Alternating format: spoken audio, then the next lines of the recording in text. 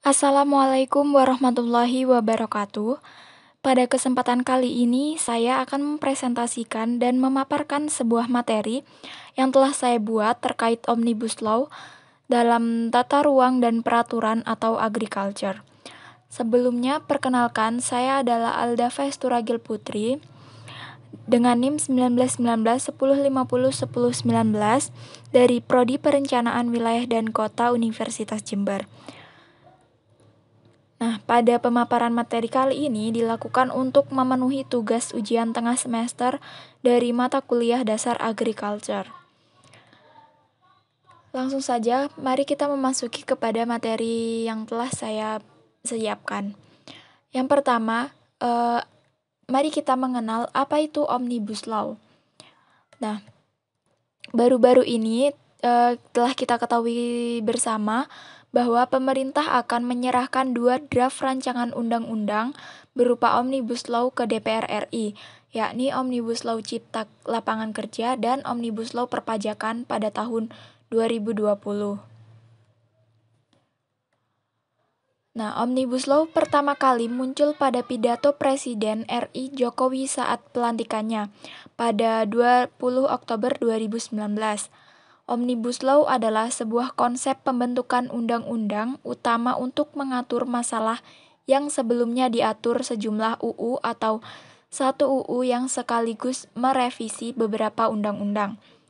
Undang-undang yang dimaksudkan untuk merampingkan regulasi dari segi jumlah agar lebih tepat sasaran.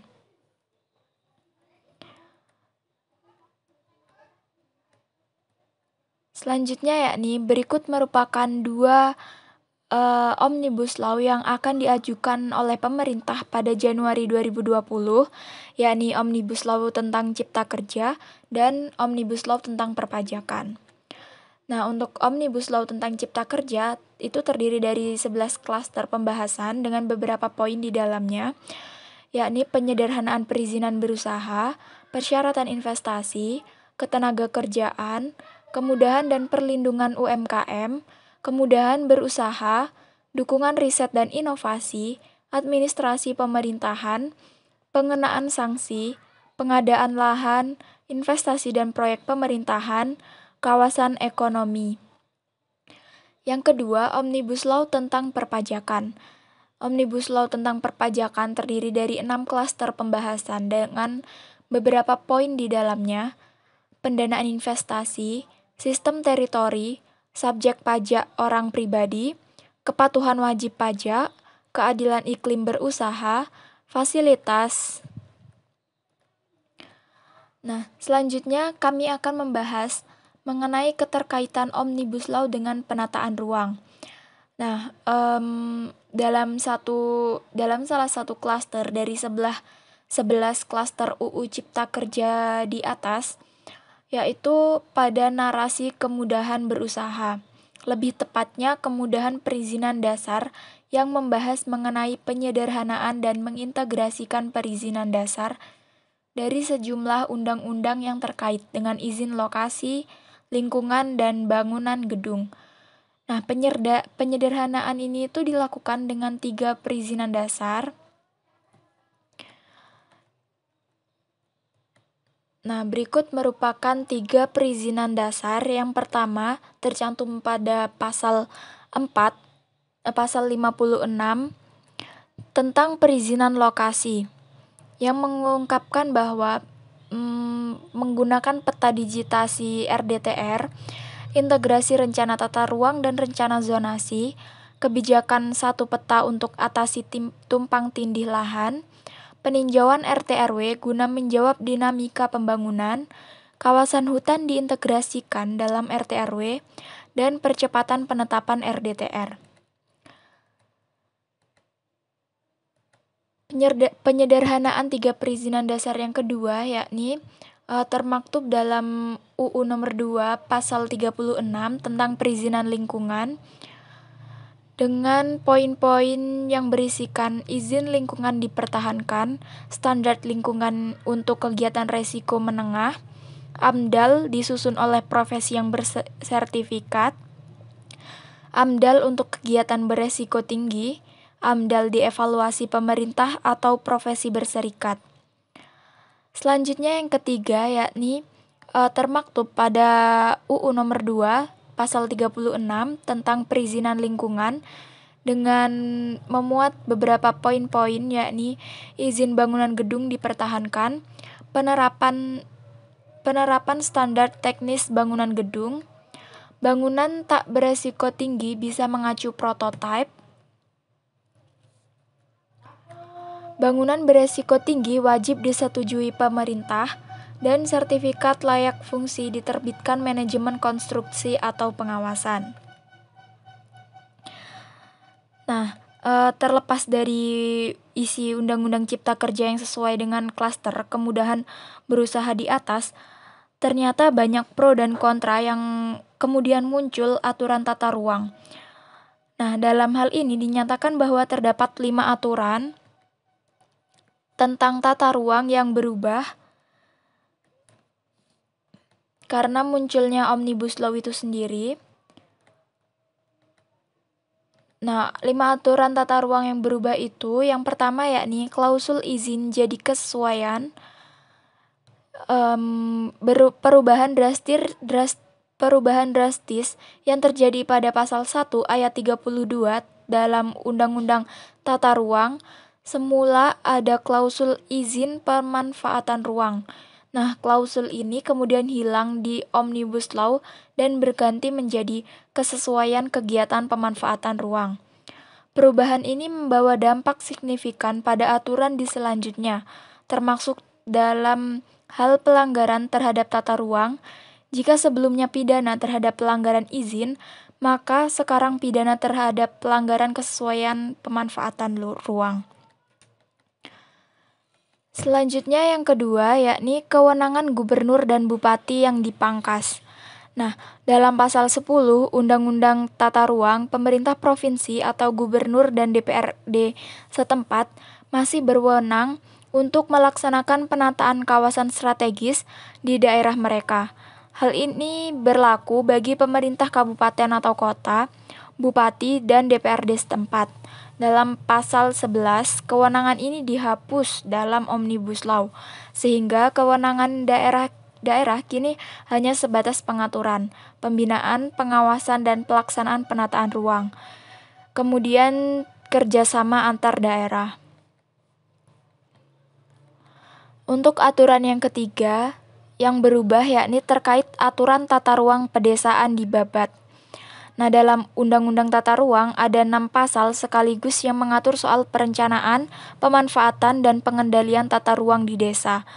Nah, ketentuan ini dimuat pada pasal 49 sampai pasal 54. Lewat Undang-Undang Tata Ruang, penataan ruang di desa bisa dilakukan di tingkat kecamatan sampai desa. Keenam pasal ini dibabat habis alias dihapus dalam Omnibus Law. Selanjutnya yang keempat yakni hak menuntut jadi keberatan. Nah, dalam pasal 60 huruf D Undang-Undang Tata Ruang, masyarakat berhak mengajukan tuntutan kepada pejabat berwenang bila ada pembangunan yang tidak sesuai dengan rencana tata ruang di daerah mereka. Dalam Omnibus Law, klausul mengajukan tuntutan ini hilang dan berganti menjadi mengajukan keberatan.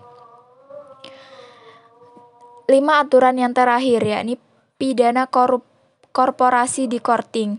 Nah, dalam pasal 74 Undang-Undang Tata Ruang, pidana berupa denda bagi korporasi yang melanggar aturan tata ruang sebesar 3 kali lipat dari denda untuk individu pelanggaran. Tapi dalam Omnibus Law, hukuman denda ini di Korting menjadi hanya sepertiga saja. Artinya denda bagi korporasi pelanggar hanya lebih rendah daripada individu yang melanggar. Jelas dalam 5 aturan tata ruang tersebut berubah dari UU nomor 26 tahun 2007 tentang penataan ruang yang sebelumnya.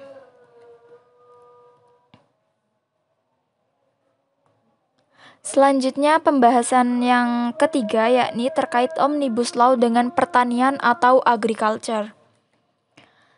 Nah, Kemudahan perizinan sektor dalam klaster UU Omnibus Law dilakukan dengan menyederhanakan dan mengintegrasikan perizinan sektor dari puluhan undang-undang dan ratusan pasal yang terkait dengan banyak sektor dan menimbulkan ego sektoral. Nah, termaktub dalam Undang-Undang Nomor 46 Pasal 647 terkait izin sektoral yang disederhanakan. Perizinan sektor memuat beberapa poin-poin penting, yakni proses perizinan berbasis resiko, bukan berbasis izin. Kegiatan beresiko tinggi wajib meminta izin. Kegiatan beresiko tinggi berdampak pada kesehatan, keselamatan lingkungan, dana pengelolaan sumber daya alam. Kegiatan resiko menengah memakai standar. Kegiatan resiko rendah hanya mencakup pendaftaran saja.